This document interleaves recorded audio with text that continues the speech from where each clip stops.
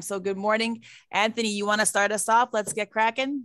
Yes, man. Let's do it. I'm excited for today's episode. Anthony Angelillo, branch manager over here with Paramount Residential Mortgage Group, the Tag Team, CEO, founder of Tag Team Nation, and co-host of Damage Control Podcast of the Year, award-winning.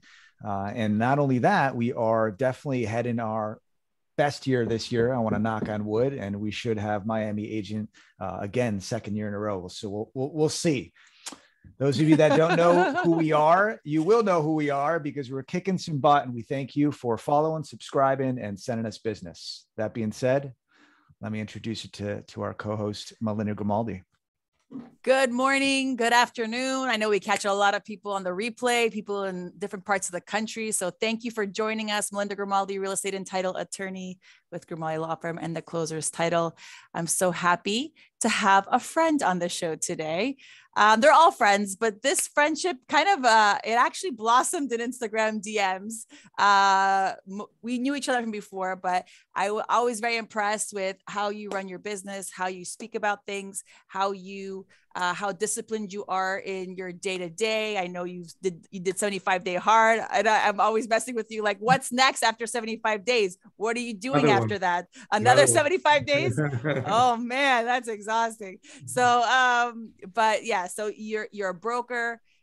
George is an agent that also works deals himself, right? So, and you're growing your team, and you're a very impressive man. So, thank you for joining us on the show. And why don't you give yourself a little bit more of an intro? All right. So my name is George Khoury. I'm a broker of GK Realty Group. I'm the team leader of George Khoury team as well. We work South Florida. We've been around for about 10 years now, and I'm happy to be on the show today, and we keep looking for ways to grow. I do challenge myself a lot. I mean, it's a part of my lifestyle. I enjoy it. I think it pours into my business as well, and I believe it's all one circle, right? I mean, you're gonna be good throughout the entire, personal business. All of that has to kind of go together. Otherwise, you'll be able to feel that kind of weak link. So absolutely, personal growth always precedes professional and business growth, right? I think if you're not on that track on a personal level, it's going to be hard. You'll get stuck in the growth in the other parts of your life. Absolutely. There's always a cap. You're always going to be capping unless you really push yourself above that. When did you learn that? When did you really start your personal development and growth? It really started at a young age. When I was waiting tables, I always kind of found ways to improve that. Then I went to, selling timeshare. Then I went to selling women's shoes, selling cars. And I could see you selling women's shoes, man. Come on, you're good at that. I can see. Let me ask you, bro, where did you work? Did you work at a retail like Nordstrom's or where? I did, exactly. Nordstrom's? Nice. I used to be my jam. Yeah, I still is. Really? Awesome. Yeah, I used to shop there all the time. I still love Nordstrom's. Good. It is awesome, a great spot. But it really wasn't until really this year, actually, 2019. 2020. That's when, when the pandemic hit, that kind of gave me like an emergency, my urgency went up higher kind of thing, because, as long as you're doing good, everything is fine. You don't feel the heat and the need to really grow unless you really go into like some kind of tough time. So 2020 was a little bit adversity for me. Yeah, I mean, I think it's not just for me. I think it's for everybody around. It was my first year being a dad, a business owner. I kind of freaked out. So the only way I was able to shift away from me freaking out is really to focus on personal development. You see, tough times always going to be here. The only thing that will change is you'll be tougher than that tough time, and you'll be able to go up and up and up in business. So that's so true. Children have a way of making you get your shit together. Tell me about it. There's no bigger fire in that like wait for like getting through progress or making more money or growing your business or personal development than when you have a kid. I've done it before. It was not the same. The growth that I was trying to do before was not the same. The fire that came into me once I became a mom was a whole other level. That's when I started working up at 4 a.m. Wow. to like work files, was because I need to work. I need to hurry up. I have no time to waste. I don't want to be grinding all day long and my kids are at home waiting for me. So I need to be up at 4 o'clock to get my stuff done so that I can go out and get more business during the day when everyone else is awake. So that's so I can relate to that. And definitely you're more responsible. Now it's not about only me, because I always thought, what's the worst case scenario? I mean, sleeping in a car, it's always justifiable. But when you have kids, it's like, oh my God, like hold on, we can't even go that far. We have to really stick to. You want to give the stability, right? Absolutely, exactly. So would you say that's what fuels you? That's your fuel for the day, your family? It's really, you see, it's a combination of everything. It's really one part of it. What fueled me the most is really the way I felt last year. I hate to put myself in a position that I feel weak. I mean, that has been always my, that vulnerability kind of like messed me up. I wasn't, not just me, again, nobody was expecting what would happen last year. The market was booming, the company was growing, my production was, up to the roof. We killed it 2019, 2020, we're expecting to actually double up. And next thing you know, everything stopped. So, I felt like I'm in that vulnerable position that kind of got me to feel that, it's kind of like a self-assessment. I want to know how to avoid this in the future. This stability. It is, not just stability. I mean, stability is a part of it, but really, a lot of people, things happen with them over and over and over again, and they never learn. At a young age, I've always been, like learning from one mistake, learning from one, like it only takes one time for me to kind of shift. It doesn't take multiple times. And, we're talking about customer service today. This is going to be a big part of it. Like, more I think segue right into it. You're going right into it. Let me ask you this question. But don't hang on. This is too good to stop. Yeah, I didn't want to do that. I wanted to ask him. I lost my train of thought. Go ahead. No, continue, George. Continue. You were saying a lot of people make the mistake of making the same mistake, right? The same problem keeps recurring, right? So you wanted to go, what it seems like to me is like you felt a certain way and like, I don't want this to happen to me again in this way. So that's where you really started to double down. Correct. So you see, a lot of people treat the mistakes and the failure as, oh my God, it's the end of the world. It's not, the end of the world is when you really keep failing over and over and over again with the same exact situations and not be able to improve. You see, when I moved here, to 2008, I moved completely, it's a complete shift. And I think the biggest part of, the way my mind kind of started to work is I moved from Lebanon to USA when I was 18 years old. So that kind of was like a life shock for me. Like it hit me in the face really hard. It took me a couple of years to kind of adjust to the new lifestyle, new world, be able to learn. So, learning fast is extremely important. You see, you can't have much your life go through a lot of changes and still you're not changing yourself. So what happened is, it only takes one time for me to change, and I'm really that tough on myself. And I think this is extremely important for me to survive. It's like I'm always in that survival mode. Not survival in a way that like we're dying here or anything. It's just that there's always room to improve, and it only takes one time really for someone to improve something, because history repeats itself. So what we've seen last year, it might come back. It might come back this year. It might come back in 20 years from now. It might come back in 100 years from now. So there's no secret to this world if you look back at, the past to be able to kind of project the future. But you can't be stuck in the past. So if something bad happened with your business today, it doesn't mean you have to change business. It means you have to kind of tweak things around, not to go back to the same situation as before. Were you fearful of having your infrastructure just fail? Like, were you scared of that? I mean, was that part of the reason why that you were so, driven by ambition and adversity? I mean, you had a lot of adversity by coming to, a different country, but were you fearful of your business just collapsing? It's not so much about the business collapsing. It is, being in a leadership position, it takes more out of yourself than being a realtor. It was more that, okay, now I'm in this position where I have to answer to my realtors.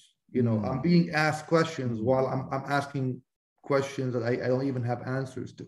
Like, for example, when you have realtors calling you, hey, what's going on? What's going to happen? Oh my God, I'm freaking out. You are the person who shouldn't be in a position to freak out. Yet I was freaking out, but they didn't know that. You see, because it's something brand new. I mean, how can you tell what's going to happen with the world? If this is the first time it happens. So that kind of pushed me to have control over myself. You see, if you don't have control over your own emotion, you can't control anything around you. It's not really what happened in the world. It's really what happened within you. So that really pushed me to go to 75 hard, to go to a live shift.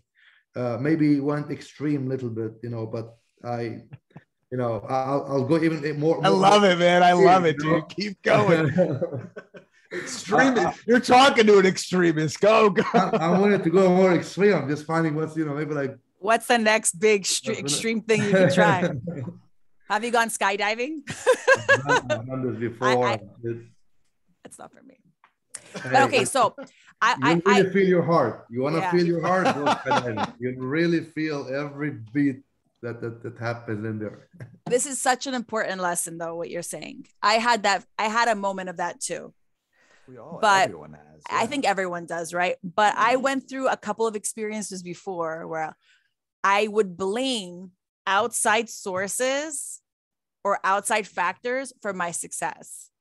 And so I said, this pandemic will not be the reason why I don't achieve what I said to do in 2020. And I remember, I'll never forget those couple of weeks. I mean, I'm sure everyone can remember, like, what the hell is going on, right? I remember speaking to Anthony. I'm like, I remember you calling me. It was yesterday. I was like, I don't know.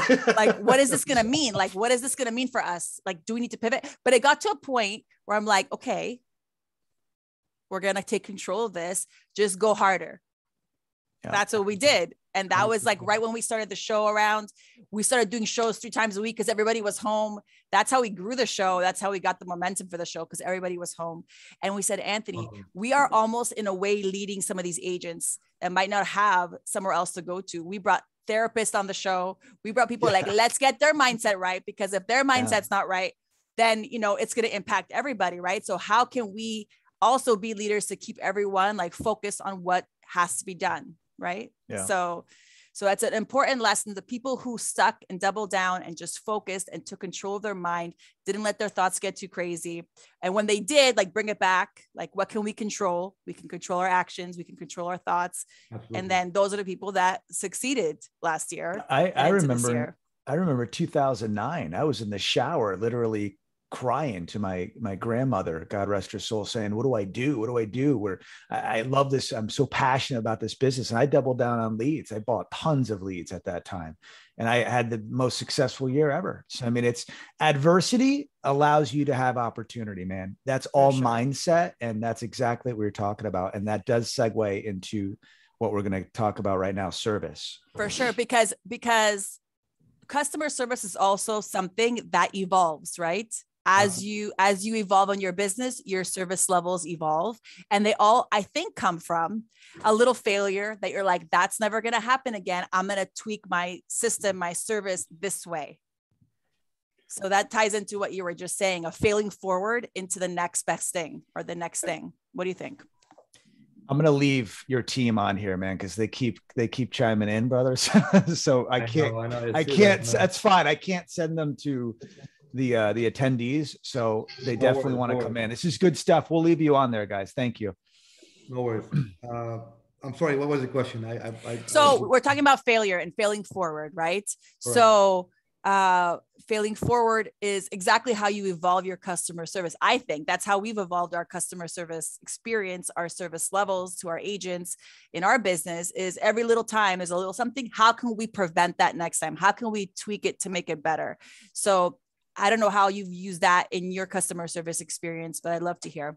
It's 100% that. Actually, as a matter of fact, when I came back from my vacation, I sat down with the team and we spoke about that. You see, you're gonna always have issues. There is nothing called 100%. Just to put this out there, and I used to be in that perfectionist kind of mindset, and that is the disaster, because nothing is perfect. You're going to always have issues. You're going to always have problems. It's not about the issue itself. It's about how you handle it and moving forward. So we were seeing the same exact issues happening. And for all the realtors out there, the transaction, you really don't have many new issues at every level. I mean, seriously, the people, they have the same kind of issues. They have the same kind of request, unless there's that 1% who requests a little bit more things.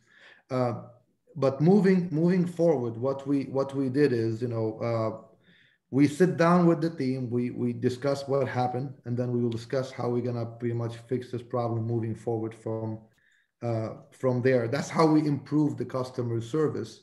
Second part is we really put kind of a rule together that if a client is calling me, I mean, that's really taking your customer service from good to world class. You see, if a customer is calling me, asking me for something, it means I failed. My customer service failed because I did not even provide that customer with the information he needs prior to him even calling me. So setting the expectation up front is extremely important. And this is what a lot of us kind of, failed to do before is, as realtors, we get too caught in the day-to-day kind of business, that we fail to set the right expectation with our client and follow through. An example, when you meet with a buyer, for example, just to make it more appealing to realtors, we get a call, a buyer wants to see a property, we all go start seeing a property, right? We start showing property, and that's where the problem starts. We never got to sit down with that person and understand what they need exactly. Customer service is really being able to assist and advise based on someone's need. You see, not everybody's needs are the same. I might need a good deal. You might need a good house. You might need a good service, and you have all the information about the property. You might need information about the area. You're coming from New York, New Jersey, California. You have no idea about what's happening, what's South Florida. So I think the customer service starts by knowing exactly what the customer's needs are and being able to provide an actual plan with the right expectation. So you need a realtor who can show you around different areas. This is what we're gonna do: 1, 2, 3, 4, and take it from there. But definitely. So George, do you guys have service levels? Do you have SLAs in order in your branch? Did you build that out for your team on protocol and what to expect? We do, yes, absolutely. Before we even take anybody out, we sit down with them at the office. We do a buyer presentation, which it's to find out what the clients really, which side of they kind of fall into, and we set the right expectation, the right expectation and the right members of the team who's going to be handling a specific part of the business. For example, I don't handle transaction. I have somebody handling transaction. So I'll tell my client, why is this person helping me in the transaction? What's the benefit to them to have this person involved in this transaction? and what questions can they answer, and what question I'm here to answer. So when your client call you, on a Saturday trying to find out, something about the transaction, and you're like, well, I'm not sure, that's a bad customer service from my part, versus, hey, let me check with, so and so, and get back with you. So it's really, a lot of it is setting up the right expectation and knowing the need of the client. I think that Anthony and I say that every episode. Dude, I love hearing this, because there's setting the expectations in anything in life. Even today, I'm taking my son to the dentist. Yeah. I'm setting the expectation. I showed him a video of what happens when a kid goes to the dentist. I pulled it up on YouTube because he was super worried. And this sounds like a simple, silly thing to talk about here, but it's the same thing. It's the same thing. I'm showing him a video. I'm like, look, this is what's going to happen. This is how it's going to look like. This is the questions you can ask. I'll be right next to you the whole time. This is what it is, and it's, mommy did it when she was little. It's not going to hurt, this and this and that. And now he's okay. And then after, we're going to go for ice cream. So I set the expectation that mommy's going to be home early today. I'm going to take you to the dentist. This is how it's going to look like. And then we're going to go for an ice cream afterwards, and you'll be fine. You don't need to be worried. And the expectations, now all of a sudden he's come down. He's not freaking out anymore. Because as soon as I said, tomorrow you're going to the dentist, he started to start crying, pretty much in a calm, like big boy kind of way. He was like, and I was like, listen, remember I showed you the video. Now. I don't like dentists, Yeah. So setting the expectations calms them down, knows what to expect, knows where to go with the questions, right? Same thing. Everybody should be setting up the expectations for their clients. And if you have a team, it's super important that you explain, like you said, why team members are helping and what they're responsible for, so they know where to go, especially as we grow. Yeah, you need, like I said, you have a service level agreement with your clients, and you have a service level agreement internally. If you don't have that, you are not a business, period. McDonald's has an SLA agreement, the way they conduct business. The reason why is they're not serving Happy Meals unless they cook the burger and they pay prior. There's a systematic approach. I think what stems the issues in our business is everyone gets a client. They get all hot and heavy for it, saying, oh my God, it's $1 million client. I'll do anything. What do you want me to do? I'll go meet you here in Orlando. I'm following you. There's no systematic approach to that. And that's the issue. And now you're breaking your systems, and therefore your service is going to go down the drain because you're excited about a commission, which you should be. Correct. But that's important. That's good that you guys have that in place. What else do you have in place? So we're really focusing as well on improving the customer service with other realtors. And this is extremely, I really want to use your show to speak about this, because you have no idea how much we're struggling right now with a lot of the other side of the industry, which means if we're on the listing side, the buyer's agent, if we're on the buyer's agent side, the listing agent. And it's unfortunate that when the market is doing this good, realtors start to kind of cut cut down on their customer service level towards each other, because there's no need. Especially if you have a listing right now and you have 20 buyers looking into your listing, we're finding a hard time with the listing agents that keep that level of customer service towards the buyer's agent, because in the end, if the buyer's agent cannot give their client the right answer why they're not getting the property, this kind of screw up the buyer's agent part. So a lot of the customer service as well is coming from the industry as a whole industry. And this is why the real estate industry is being challenged right now, whether realtors are aware of it or not. We're being challenged because we're not being able to listen to our clients' need and meet those kind of expectations. We're having an issue, and seriously, the customer service starts internally, starts within each other, within the realtor, themselves. If you're on the listing side or the buyer side, make sure that the other side gets the right customer service from you as well. Because if I can't serve another realtor, the table will flip. At some point, that realtor will have a listing. I'm going to be on the buyer side. So I don't want to be in their shoes. So what you're saying, let me recap that. So what you're saying is prepping the client borrower, okay, in our world, the borrower, making sure you're setting up expectations and making sure that your DU is pretty and presentable with a package. So when you actually are going to that listing agent, walking bearing gifts to that listing agent, you might have them on another transaction. So you don't want to burn bridges. Is that what you're saying? A part of it is yes. The other part is what I'm trying to say is I'm kind of trying to hold the other people in the industry, the other realtor, kind of accountable to a specific customer service towards each other. So you start by giving customer service to the other realtor. If you're on the listing side, if on the listing agent, you are the buyer's agent, I owe you a specific level of customer service that it will help you with your client. You see, if we think about the industry as a whole versus just what's in it for me, we will all be able to improve the customer service as a whole. And believe me, the real estate industry will last for much longer time, for generations.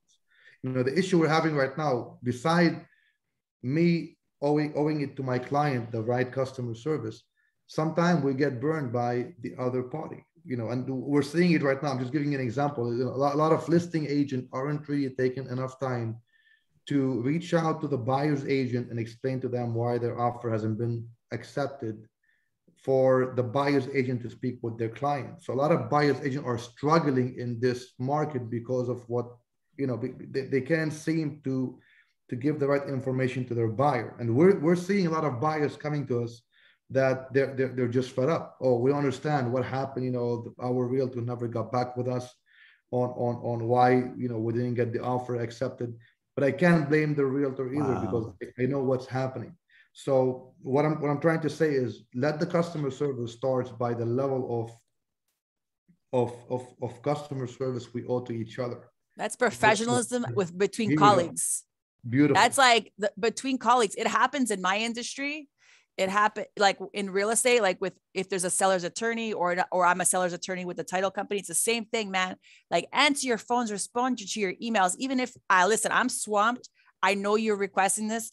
It's in the queue. I'm not ignoring you. But I need to get this. I will get it to you. As a simple example, is just acknowledging someone's request, because I'm even hearing that you're not even getting a reason why or a response or no. It's just like they're selecting an offer and they move on with their closing. Absolutely. And then everyone's left hanging. Absolutely. So it's very important to start the customer service internally within the company itself. We have a great relationship with a lot of realtors out there. It's helping us out actually in today's market, because we built this over the years. You see, 10 years ago, the person who I've done deal with them 10 years ago, it was a great deal, very smooth. Now I can get my buyers in their listing kind of easier than somebody else because, of that relationship building. So that's the point I want to cover. Customer service is about building relationship. You have to be, and you have to have the mindset of really, you want to give a good customer service throughout your entire industry, whether you are with title company, whether you are with buyer, whether it's not even your client, whether it's a client who you don't want to even work with. Just, you can't simply say, I want to give good customer service to only my client and forget about the other realtors, title company. It doesn't work like this. It's like what we were just talking about. If your personal life is not, if your personal growth is not that good, your business will only follow. The same thing with the customer service. You have to kind of adapt that, you have to be a customer-centric company. That's really the word I'm trying to. Because at the end of the day, it's a collaboration, right? We're multiple people in the transaction, and we're all trying to get to that final finish line. Never mind the industry as a whole. Even just talking about the one deal in and of itself, I see when agents come in hot and they're one of those cray-crays that just like are giving us a hard time. That ends up feeding off to their client, and it makes the whole process crazy. Oh, God. So we're like, oh man, this one's one of those, right? And we call them chicken littles, man. Chicken littles. Yes. The sky is falling, and then creating havoc with everybody involved in the transaction. And then we still get it closed, but it's just a disaster process. And then everyone's pissed off by the end versus there's a way to talk to people. There's a way to follow up. There's a way to explain things. There's a way to put people in their place, even if that happens too, right? But there's a way to say things. There's a way to write things. And you need to be mindful that you're going to be seeing them again on the other side one day. Absolutely. I agree 100%. One more thing as well, to give a good customer service, you need to have a good team behind you. You see, if you can collaborate with your title company, with your mortgage person, you really can give a customer service at a high level. In the end, we are, being a realtor, you're really, you're really the face of the entire transaction. And what I realized before, it happened every single time. If the title company does a mistake, the buyer or seller are reaching out to me, not to them, because I am the link between you're the punching bag. Here we go, punching bag. I study this stuff, man. Hence that logo right there, man. I see all the bad with the good. But continue, go ahead. Punching bag. So you really need to have a good team behind you to support you. If your title company is not kind of in synchrony with your service, and your lender is messing up and you have a good service, it doesn't count. As a realtor, you need to make sure the entire transaction is at the same level of the customer service you want to provide. So title company has to be it is a part of your team. Mortgage company is a part of your team. Insurance agents are a part of your team. Closing agent in the end is a part of your team as well. So, make sure that you have a good team that you're working with and you feel comfortable working with them, because it will affect your level of customer service towards your client. 150%. We always, when I sit with an agent, I actually tell them, this is how we're going to grow. And this is how we're going to grow your service levels, because this is how we do it. We actually had an agent last week say, the title company I use doesn't even call the client when we refer them the file. And that to me is unbelievable, because you're going to be servicing this client and you won't speak with them on the phone. And the thing is, I get it, because it's very easy when the day's hectic to forget to make that call. So what did I do? Because it's happened to us like 5 years ago. We forgot to make a call. So what did I do? I actually made it a step in our workflow. So now on day one, the task comes up. Call, introduce yourself to the buyer. Why? Because life gets crazy, volume happens. We're all having a million things going on, and it's easy to forget, did I even do it? Did I not do it? So that's how a little error 6-7 years ago of forgetting to call a client now turns into, we always speak to the client, right? And then they feel comfortable. They're supposed to wire us money. How are they going to feel comfortable wiring us money if they never even spoke to us? Who are we? Right? Absolutely. So it's the simplest little thing sometimes that of building it out. And same thing, I think with lenders, like they got to be picking up the phone, speaking to the agents. They got to be doing, there's communicating about the process throughout the way. There's a trouble. We're working on it. This is how we're going to fix it. This is what my plan is. But, we're working through these troubles or these, whatever you want to call them, conflicts or things in the loan. And this is how we're going to get it done. But letting people know about an issue before it's a deal breaker, or this is expectations that it might need a little extra time, not the day of closing or the day before, but throughout the process. Yeah, you're as good as your team in the end. I mean, the bottom line is, you can be the best person in providing customer service. If your team is not at that same level, your customer service will be affected huge time. And mortgage. I mean, the lender is really an extremely important part in this transaction, prior to getting an offer accepted and after, and getting extensions and explaining what's happening. Because again, going back to the same thing, there's nothing called perfect. And your team, you really know how good they are when things go wrong, not when things are right. Because everybody can do a good job when things are good. You see, it doesn't take much for the transaction to close, and you have a great borrower, you have a great file, no liens, no problem whatsoever. Hey, everybody is happy. But when things go a little bit wrong, and then your mortgage person doesn't come true and title company doesn't come true, make sure you change those. Whether they're supporting you with the marketing or they're helping you with leads or whatever, I don't care. This is not what the realtors need to look at in the beginning. The beginning is you need to make sure your customer service at a high level, that your customer will come back to you and will send you clients. Because in the end, your lender and title company might be helping you with leads and so on and so forth. But if you can't serve your customers right now in an extremely good way, you won't get leads from them. You won't get your referrals, and that's the easiest part of conducting business is referral. And I was actually looking at a study about a couple of weeks ago. 77% of the customers are loyal to a company just because of the customer service. They don't care about price. They don't care about anything. So just the customer service part, that will gain you 77% of the customers. They'll become loyal to you and they will get you more referrals. And believe me, it is the best part of this business. When somebody calls me, hey, I heard about you from this guy. Can you come list my house? Not even interviewing. I just want you to come list my house. Or I would really want to buy with you. Guys, you won't have to sell yourself. Your customer service is selling you. It's really as good, in my opinion. Lead generation and customer service, they're really at the same level.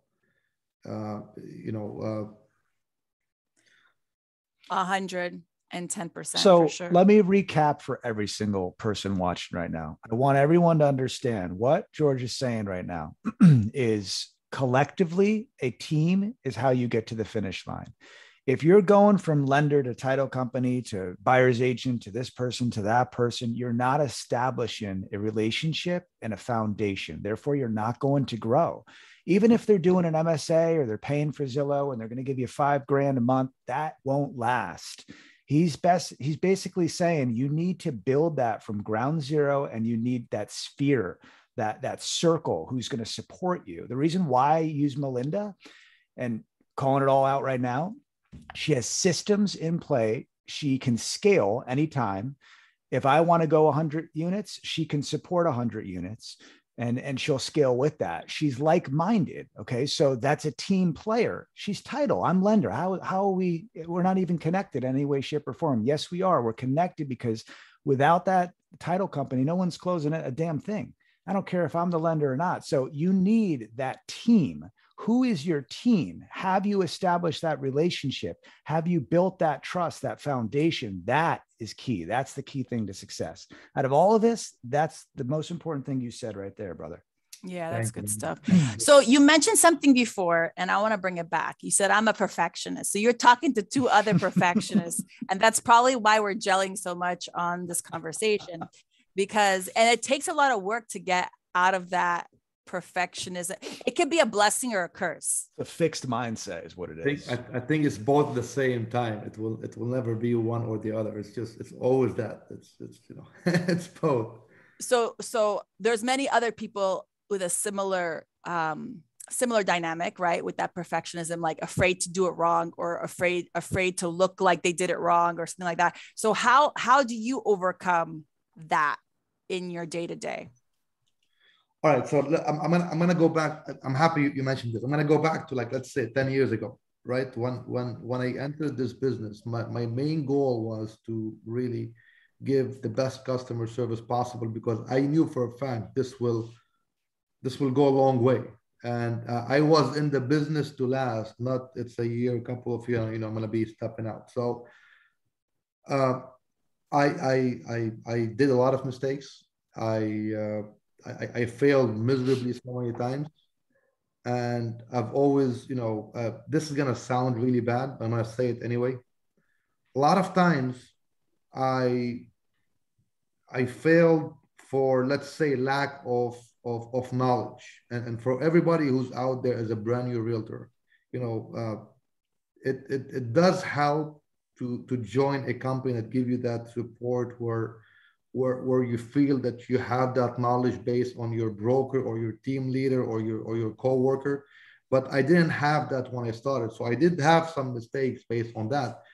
I did have multiple occasions. I had to give some money back from my own money, and I was happy to do it because I fixed the problem. The problem cost me $4,000 or $5,000. Believe me, I'll never do it again. When something costs me money, I'll make sure it will never happen ever again. Like, this is gonna be engraved in my brain and my heart.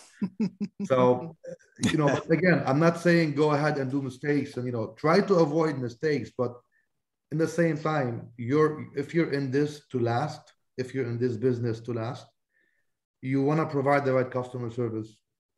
You want to learn from your mistakes, and better off, you want to learn from other people's mistakes. So associate with other people, ask them what went wrong. If you're a brand new realtor, go have just a quick, coffee with a top producer. Just ask, hey, what should I know? What should I avoid, up front to build a good customer service? And if a mistake happened, hey, own it. I mean, I'll step up. I'll say, listen, hey guys, I really apologize. I kind of, I didn't, pay attention to this one. I want to compensate you. If it's fixable, let's fix it. If not, again, and I had a client before that I waived my commission completely. It was, I think, about $12,000 commission because of something I kind of misread. And listen, nobody is perfect. And that customer called me about 6 months ago to sell the house I helped him buy a long time ago, about maybe 5-6 years ago.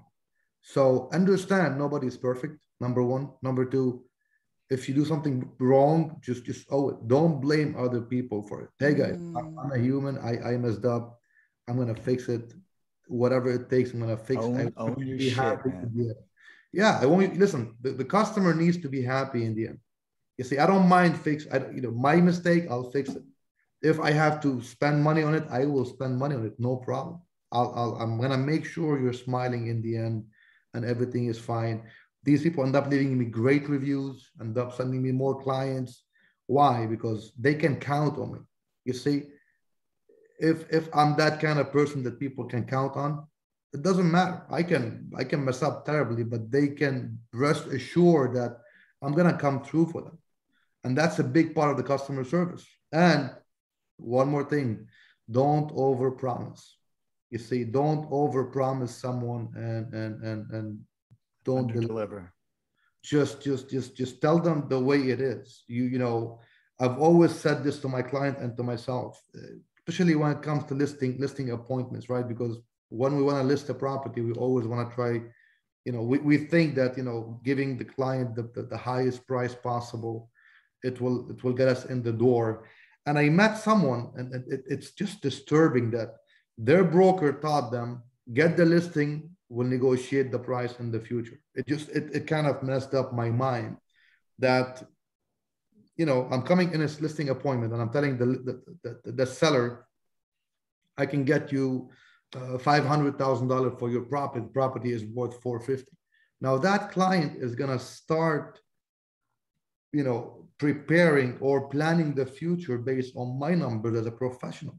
Now I'm screwing him up big time, his family, so it just keeps going on and on.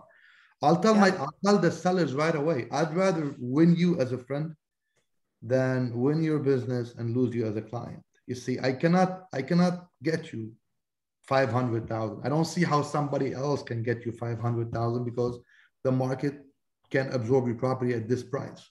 So I'm going too far right now, but what I'm trying to say is, do not overpromise. Make sure what you say, and I give my client a sheet of paper detailing exactly what I'm going to do for them. Exactly. They have the right to cancel on me at any time with no liability whatsoever. Why? Because I'm confident enough that what I'm telling you I'm going to do, I'm going to deliver on. If I don't deliver on, then I deserve to be canceled on. You see, this is the level of confidence, and that's the kind of relationship I want to build with my customer where, right now I have people calling me, hey, George, just take care of this for me. They don't even care how we're going to do it, how much, they just know for a fact we're going to take care of it. So that, so do you think perfectionism kills buyer's agents? It does. Production. 100%. It will destroy you in the beginning. 100%. There is no way this business can be perfect. We make money out of imperfection. Let's just put it out there. We make money because of our abilities to solve problems. This is what I do. I expect problems. I want problems because that will make me. If you don't have problems, you don't have a business. It's funny. Okay, go ahead. There's the post that I just posted yesterday. I misspelled of. It's supposed to be off. I know you saw that. I didn't actually. Someone called me out on it, and I said, "Listen, when you see what we're about to do and stuff, I got 14 different things going on. I'm not worried about the one damn misspelling. All right, I'm going. But how are they going to worry about a professional? You don't know how to spell, blah, blah, blah." And I'm going back and forth. I'm like, that's not the point, bro. I'm here and you're going to be possibly here. If you're worried about that one damn spelling somebody else all year, you're still focused on the damn IG post, brother. Like, let's go. Shit happens. You know what I mean? Yes. That's human. I think also one thing that helped me a lot, and I just kind of am working my mind around it in these last 6 months, is that exactly what you said. A lot of people go on and with this manifestation and all these things, like today's going to be the best day. There's going to be no problems. I'm going to do this. I'm going to do it like this. I'm going to do it like that. I'm going to get this. But the reality is life doesn't work that way. Oh. And yes, it's good to have a positive mindset, but then you also have to have that realistic expectation that shit happens and you're going to be ready for that shit to happen. Yeah. And so I was dealing with this internally with my team because obviously now as my team has grown, I'm not in the clean files. The clean files, the smooth files are happening by themselves. I get involved when there's a problem, right? The shit storms. So I can't get mad that I'm dealing with shit storms. Like I was getting to a point like, all I'm dealing with is fires, but that's all that's left because my systems and my teams are trained to deal with the clean stuff and even some of the dirty stuff. But when it gets to those higher complicated people or situations, that's when I'm getting involved to really navigate and bring the team. And this is how we're going to do it like this. Right. So you have, as you grow, as you build your team, don't overthink, but know that that's my job is to deal with that stuff. It's not anything else anymore. I use the example, the business card effect. It drives me nuts when someone says, when I get my business cards, I'm going to go hustle and I'm going to go start selling. You could have did that without a damn business card. You could have shook someone's hand prior to COVID and really made that introduction. All right. So that's an excuse. You need business cards to sell. Come on, man. Perfectionism is a killer. Let me tell you, it will definitely kill your business slowly. George, I feel like you wanted to add something just there. Go ahead, man. No, what it's very important because when I went from being a realtor to being a team leader, I was getting old problems, right? I'm like, one day I'm like, oh my God, like since when I became the guy who just fixed problem all day? Like all I see is problem.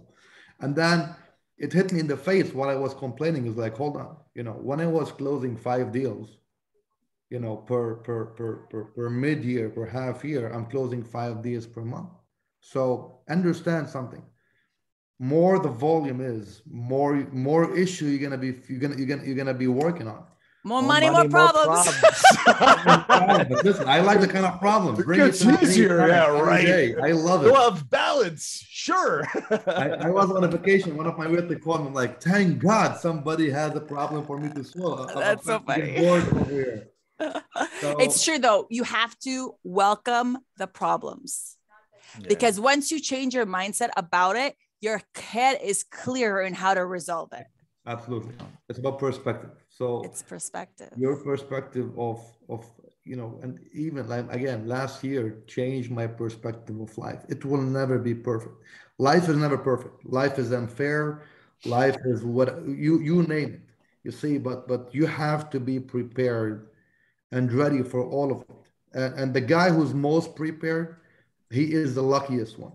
You see, you don't get lucky because, oh my God, oh my God, I just got lucky. You got lucky because of how much preparation you've done before. I got prepared to hit the luxury market. it was a matter of time for me to get in the luxury market and start, I got 4 listings in the luxury market in the past 4 or 5 months just because I've been ready for it. I've been looking for the opportunity to step in and start dominating that luxury market. But I didn't sit on the side, waiting and praying for a luxury listing to come to me. I was pursuing it for a long time. And, in this business, it really takes one breakthrough to go to a whole different level. So for everybody who's out there who's really thinking, oh my God, it's tough, it's tough, it's tough. Believe me, the tough time will follow by great time. Just stick to it and learn from it. Customer service is extremely important. You have to really learn from your mistakes. You're going to mess up so many times. People will curse you so many times. They'll tell you suck so many times. It's okay. Then in the end, you're going to have, great business to go through and then enjoy for the rest of your life. I think it's okay if you learn from it, pull what you can, and make yourself better. That's the key to all failing forward, right? Correct. Like you make a mistake, you fail forward, you tweak it, you adjust. Here's the thing. I think, yes, failing forward, absolutely. But I think the little huddles that you have with your team and the collaboration of what you would do different and how you would do different. If something goes wrong, I ask, what went wrong? How are we going to change it? What are we going to do never to have that happen again? Period. Done. 3 things. That's it. Like, you need an answer for that. If nobody can give you an answer, that shit's going to happen again and again and again and again. And that's denial, man. That's something that you just, that's not good as a team. So, and then that's crazy, right? Like, they say, fool me once, same thing with the mistakes. Fool me once, shame on me, or fool me once, shame on you, fool me twice, shame on me. Same thing with mistakes, man. Like, things happen, that's just a reality of life. And dealing with a lot of different people and timelines and situations and financing. There's a lot of things that can go wrong in a deal, right? But so that's why you have to adjust. That's why I have a 120-step workflow when the default in our program is 36. We break it down so that things don't fall through the cracks from years of tweaking and tweaking and tweaking and tweaking. I know everyone on this call is, I'm sure, the same way, tweaking and tweaking. But then, your operations change, your team changes. So you need to keep tweaking, because what you set up and what you learned from 10 years ago doesn't do it now. Doesn't apply anymore. Yes. Right. Great observation. Yes. Everyone needs to hear that. You make a mistake. Why and what happened? You grow. How do you change it to get to another level? You have to change your style of how you delivered. So if that is working for you, how does it work on 10x level? Like, how you have to think that way. This is great. I could talk to George honestly for another hour, man. I know. I have one more question. Good for vibes. You. Yeah. I have another question for you. You mentioned now, you've broken into the luxury market. You're servicing these luxury clients, these higher end clients. They have more money, obviously. How does your customer service change, or what do you do anything differently when you're dealing with a luxury client? Of course I do. It goes back to understanding your client's needs.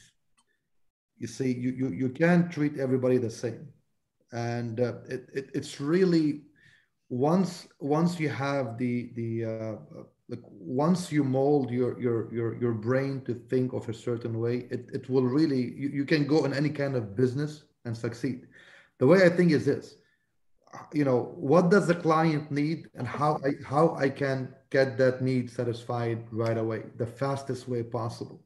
And luxury market, it's almost the same thing, but there's just few things I tweak. Like, for example, the branding has to be different, right? I mean, you can't appeal to a client that is buying $100,000 property the same way you appeal to a client that is buying $2-3 million property. So it's a different branding. The conversation is different as well. They have different needs. And I will ask the client, hey, what are you looking for exactly? Give me the top 3 things that you must have that, I'm not afraid to ask this question. Before I even start, I ask this question. Give me what are you trying to accomplish here exactly? Give me the top 3 things that you're trying to accomplish. And I will base my presentation based on that. But as a realtor, we don't ask these questions. We're afraid to ask critical questions. And actually, I'm reading right now a book called Critical Conversation. I do suggest for it will change your mindset. It boils down to that: critical questions. You ask critical questions to get the right information, and you base your approach based on that. I failed multiple times in luxury presentations. In the end, I would ask the client, why did you choose somebody else versus me? I'm looking to improve my service. I need you to be real with me. Why did you choose that person versus me? They'll tell me. One seller told me, you weren't prepared enough. I appreciate that. I went back to my business. I looked at my presentation. Okay, how am I supposed to show this client that I'm prepared enough? So I started adding on to it. You see, the second client is like, well, you haven't sold properties in this neighborhood. Now I went and I put the objection, part of your presentation. Part of my presentation. So you see, if you want something, you'll get it. And this is because my goal was to be in the luxury market. It is in the luxury market. It is still now is to be in the luxury market. So I really kept pursuing it on multiple occasions, even though I failed so many times. But failure after failure, I learned from those mistakes. I improved my presentation. I improved myself. That now I'm extremely confident to walk into a listing appointment, which I did one on Saturday. Saturday, I was competing with 3 other realtors who's been selling luxury, I would say, for the past maybe 10 years. I couldn't make the appointment face-to-face. So I did a Zoom call with the person. I was in touch with somebody who had the virus. I didn't want to risk it. And I told the client up front, listen, I might have less of a leverage to come up with you face-to-face. When I went to the entire presentation, I ended up getting the listing. So to tell you something is, you have to start somewhere, whether it's in customer service, whether it's in luxury, start somewhere and keep improving with the goal in mind. And going back to customer service has to be as a goal in your mind. And you have to, every time you go to a transaction with someone, you should kind of evaluate yourself in the end and see how was the transaction. If something would have been able to be improved, let's improve it for the next one. That's how you build yourself, your company, and think like a consumer. Your business. Absolutely. And then ask. Like you said, that's like so critical, right? So critical. Ask why, so when I particularly halfway through a transaction with a new agent will call, how are things going so far? What do you need? Do you need anything different? Do you need anything adjusted? And you get feedback that way. And it's so important. And you can't be afraid for the answer. Absolutely. And sometimes the perfectionist in us doesn't want to hear it, right? So you can't be afraid to hear it. And that comes with pushing through those uncomfortable feelings. But if it's uncomfortable, that means it should be done, right? As they say. So separate yourself from this is one thing I use that actually worked great for me. I separate myself from my service. You see, when someone is giving me a bad remark, it's not me. I'm not the bad person. My service was bad and needs to be improved. You see, we take everything personal. And you should, if I'm giving you a service and my service is bad, it doesn't mean that like we can't be friends anymore. You just might not use me in the future, but so separate yourself from your service and really, get in the habit of you want to hear the bad things because don't be emotional about it is what you're saying, basically. Take the emotion out, get whipped a little bit and be like, all right, get your shit in order, man. They're telling you what's wrong, fix it. Absolutely. Awesome, man. Awesome. Big stuff here today. I feel like we could keep talking. We'll have to bring him back on. I was just going to say that. We're going to have you back. You gave me 3 topics when we talked customer service and there was a few other things. So let's have him back on. We'll have you back on soon and we'll talk more because I can keep talking. I feel like I've improved myself by talking to you today. That's why I invited you on the show. I think you're great. You have a lucky team that you're guiding. I'm sure that they know that too. So thank you for your time. I'm sure our followers and our audience took some good nuggets from today. Where can they find you? How do they reach out? I'll, Instagram is really the easiest way, or I can just put it in the chat. So it's already there. It's already in the chat. It's the GK real estate, right? Underscore. Okay. Real estate. If you're catching this later on the replay, just look him up. George Khoury. He's an amazing guy. Thank you so much. And Anthony, tomorrow we have yes, our private strategy meeting. We're going to be sending out a link. Those of you that want to know how we operate, Melinda and myself, please, there's the link. It just got sent to you. Please join our strategy call. We have it every Fridays after damage control. It's private. It's one-on-one. We get to know a little about you and how you operate your business and how we can benefit you from trying to scale your business. And how we can benefit your customer service by adding us to your team, baby. Yeah. All right, guys, have a wonderful day. Thank you so much. That's a great show. That's a wrap. Thanks, man. Bye. That's a wrap.